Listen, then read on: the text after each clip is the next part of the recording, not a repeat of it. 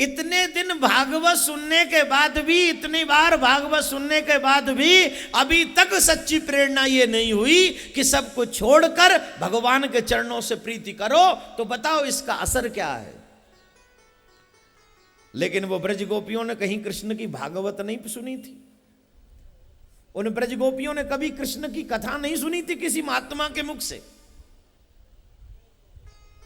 फिर बोले इन्होंने तो सिर्फ कृष्ण को एक बार देखा था जब कन्हैया को जन्म भयो, और जादना ते जन्म भयो है, बादना ते और काऊ की चर्चा ना करें, बस या कन्हैया की चर्चा करें।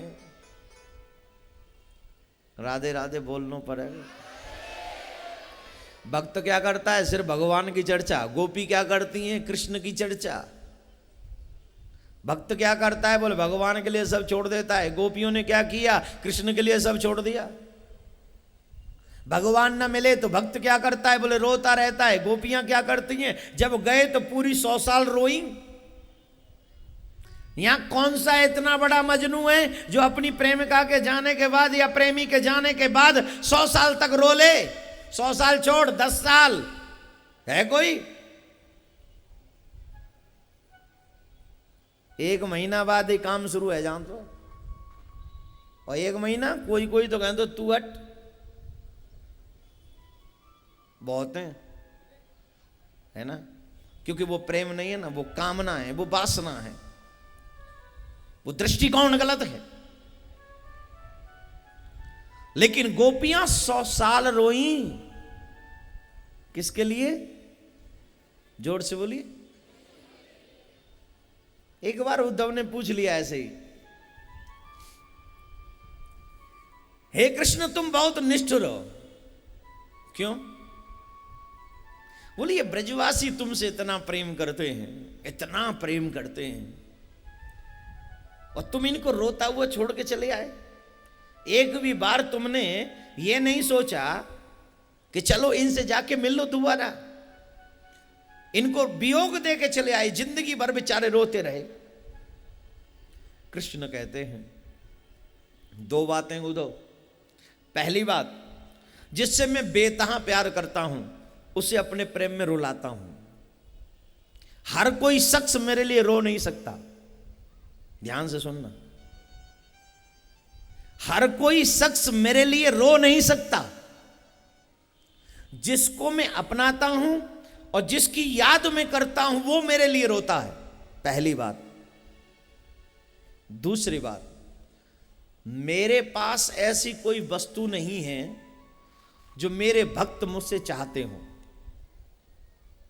मेरे पास ऐसी कोई वस्तु नहीं है जो मेरे भक्त मुझसे चाहते हो। मैं दुनिया वालों की बात नहीं कर रहा हूं, जो संसार में रमण कर रहे, मैं उनकी बात नहीं कर रहा हूं। ये बात चल रही है भक्तों की। और भक्त जो कृष्ण के लिए रोया हो, जो दुनिया की कोई वस्तु नहीं मांगता हो, जो दुनिया को नहीं मानता हो, वो कहते हैं, कृष्ण कहते हैं मेरे पास कोई भी ऐसी वस्तु नहीं जिसे भक्त मांगता हो। मेरा भक्त सिर्फ मुझसे एक ही चीज मांगता है, हे कृष्ण अगर कृपा करो तो अपना वियोग मुझे दे दो। और मेरे पास वियोग से बड़ी कीमती वस्तु मेरे प्रेमियों के लिए कुछ नहीं। कृष्ण वियोग में निकला हुआ एक आंसू, कृष्ण वियोग में निकला हुआ एक आंसू 100 मन गंगा जल से ज्यादा पवित्र है। और एक आंसू की कीमत भगवान नहीं चुका सकता। लेकिन याद करिए कि आप कितनी बार रोए हो भगवान के लिए। भगवान के आगे बहुत रोए होगे दुनिया की समस्याओं को लेकर। मंदिर में जाके आंसू निकल आते हैं, हे भगवान इतना दुखी क्यों कर दिया। लेकिन भगवान, हे भगवान तू मुझे क्यों नहीं मिला, ये सोचकर कितनी बार रोए हो। और जिस दिन ये बात समझ में आ जाएगी उस दिन मेरी ये बात भी समझ में आ जाएगी कि भगवान के पास भक्तों को देने के लिए कुछ भी नहीं है। क्योंकि भक्त उससे कुछ चाहता ही नहीं है, कुछ भी नहीं चाहता। इसीलिए भक्ति श्रेष्ठ है। और इसीलिए ब्रजवासियों को कृष्ण ने अपना वियोग दिया। और एक बात ध्यान रख, जितना लंबा वियोग भगवान कृष्ण ने ब्रजवासियों को दिया शायद ही किसी को दिया हो। मेरी नजर में तो किसी को दिया ही नहीं है। सबसे लंबा वियोग सिर्फ ब्रजवासियों को दिया। हाँ, धीरे बजाना तुम्हारा क्या जा रहा है। फिर कहते भगवान मिले नहीं, ले जा मेज और हैं भगवान। अरे कभी तो इन पापी आंखों से कहो कि दुनिया के गंदे दृश्य देख देख कर अगर तुम झिक गई हो तो कभी तो कृष्ण के लिए रो। कभी तो इन आंखों से बहे वो नीर जो गंगा से श्रेष्ठ हो, जो जमुना से श्रेष्ठ हो। लेकिन नहीं, ये तो नीर वो बहता है जो गंदे नाले से भी ज्यादा गिरा हुआ है। इसीलिए गोपियां धन्य हैं, क्योंकि ये भगवान की लीला है। किसकी लीला? जोड़ते बोलो। कन्हैया ने जब रास करो, कन्हैया की उम्र ही 6-6.25 साल। कितनी? जास में कन्हैया ने महारास करो, कृष्ण की उम्र ही 6.25 साल। एक बार फिर याद करो, 6.25 साल। दोबारा याद करो, कितनी उम्र ही? अब 6.25 साल का बच्चा क्या कर सकता, बोलो?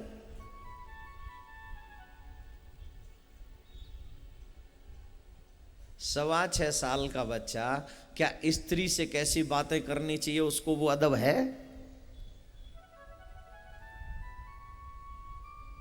है? और कृष्ण ने जो महाराज किया, कृष्ण की उम्र थी 6.25 साल उस वक्त।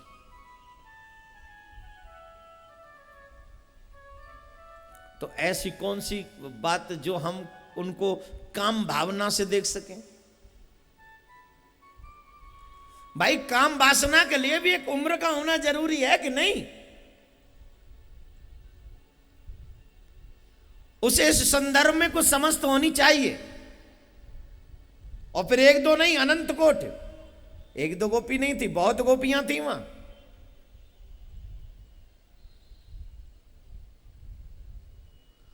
और उन गोपियों के मध्य में कृष्ण थे। और अकेली सिर्फ गोपी नहीं, महादेव, भूत बावन, भोलेनाथ, पार्वती मैया सज के श्रृंगार करके वृंदावन में आ रही।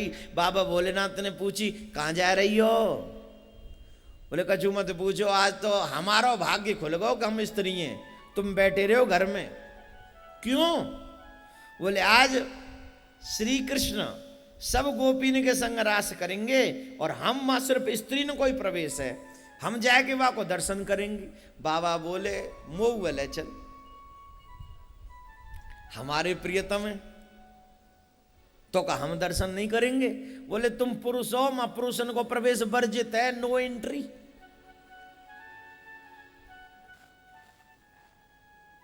नॉट मैन अलाउड, मैन नहीं घुसे वहां। तो बोले, सिर्फ देवियों का प्रवेश। बाबा बोले, ये तो गड़बड़ है गई। श्री कृष्ण रास रचा में और हम न देखें, महारास करें और हम न देखें, ये तो गड़बड़ है जाएगी। अब क्या करें? उनने कही, एक काम करो, हम पे एक उपाय। कौन जाए बैगो? बोले कि सिर्फ स्त्री। तो जहां पुरुष हतकू है, कोई पुरुष ना है। अरे आप तो पुरुष हो, आप हमारे पति हो। बोले, हम तो पति के हो ही मत आज के बाद। तो कहा के? बोले, सहेली। कहा के होगी? हमें तुम्हारी सहेली और हमें ले चलो रास में। पार्वती मैया बोली, अगर काऊ ने देख लो, काऊ ने समझ गो, कोई गोपी समझ गई तो तुम्हारी हंसी करेंगी। बोले, हंसी? कृष्ण का रास दर्शन करने के लिए अगर कोई हमारी हंसी भी करे तो क्या फर्क पड़ता है? और सच तो यह है, जिसने भी कृष्ण का दर्शन करने का प्रयास किया, लोगों ने उसकी हंसी की, लोगों ने उसका मजाक किया, लोगों ने उसका उपहास किया। इतिहास उठाओ, मीरा को नहीं छोड़ा, ध्रुव को नहीं छोड़ा, प्रहलाद को नहीं छोड़ा, लोगों ने तो कटाक्ष किए। तुम पे नहीं करते हैं क्या? तुम यहां भागवत सुनने आते, बोलो घर वाले के जाओ, जादना नेक लेट है, जानतना है बैदना घर वाले। महीना रहोगे तो पे लाओ ने कि तुम्हारे का रोटी बनाए दूं फिर मोबुआ खा भूख लगे क्यों लंबे बार बारे ने तू रोटी ना खवाई का जी हरकत तो जब है जब सिर्फ कथा सुन भी आई हो।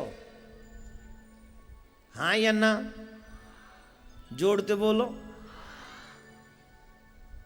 वृंदावन चली जा मई बस जा क्या करेगी घर में रह के या क्या करे वो घर में रह के। जब तुम भक्ति करने जाओगे तो लोग कहीं न कहीं ब्रेकर पैदा करेंगे, लेकिन मेरे भाई सच्चा भक्त वो है दुनिया की हर मुसीबत को सहते हुए अपने आंखों में श्याम को बसाकर दिल में अपने श्याम को छिपाकर वो भक्ति करता जाता है करता जाता है करता जाता है करता जाता है। क्या परवाह कि दुनिया क्या कहेगी, अरे हम मर जाएंगे तो दुनिया जिवाने नहीं आएगी। जब तुम अपने घर में भूखे मरते हो तो ये दुनिया तुम्हें जिमाने नहीं आती। हाँ जब तुम पार्टी करते हो तो दुनिया वाले जीवने जरूर आ जाते हैं। ये दुनिया वाले साथ तब देंगे जब तुम मजे में हो और तब साथ छोड़ देंगे जब तुम मुसीबत में हो। और जब दुनिया छोड़ देती है तब मेरा कन्हैया तेरी उंगली पकड़ता है कि जब तुझे कोई न देखे तब मैं तुझे पकड़ लूंगा। अभी मैं भजन गा रहा था उसमें कड़ी आई बहुत सुंदर, मेरे सारे सहारे बोलो वो मेरे सारे सहारे सब छूट गए और हरि तुम भी हमसे रूठ गए। लेकिन सच यह है कि परमात्मा कभी रूठता, वो तो इंतजार करता है कि कब तू मुझे बुलाएगा, कब मैं आऊंगा, कब तू बुलाएगा, कब मैं आऊंगा। बस तेरे एक बार सच्ची पुकार का इंतजार कर रहा हूं। जब तू पुकारना शुरू कर देगा मैं झटाक से आ जाऊंगा और तेरी रक्षा कर लूंगा। बस तू एक बार पुकारने का साहस कर, हिम्मत जुटा, मेरा नाम ले एक बार, सिर्फ एक बार।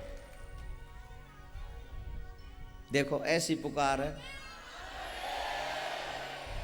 ऐसी है। और खा लो जलेबी कचौड़ी सवेरे नाश्ता में। एक दिन आवाज ही खत्म है जाए, डॉक्टर कहेंगे बोलना नहीं कर रहा। का कहेंगे डॉक्टर? हो गई टेंशन, हो गई बस, पर ठीक कंप्लीट है।